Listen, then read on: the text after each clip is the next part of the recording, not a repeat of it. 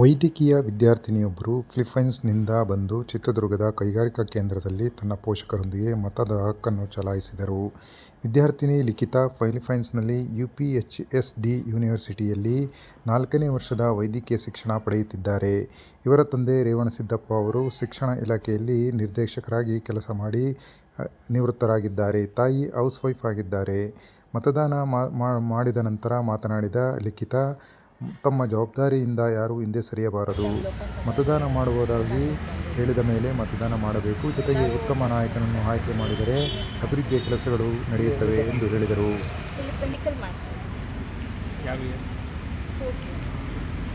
ಏನಾಗಬೇಕು ಅಂದರೆ as usual responsibility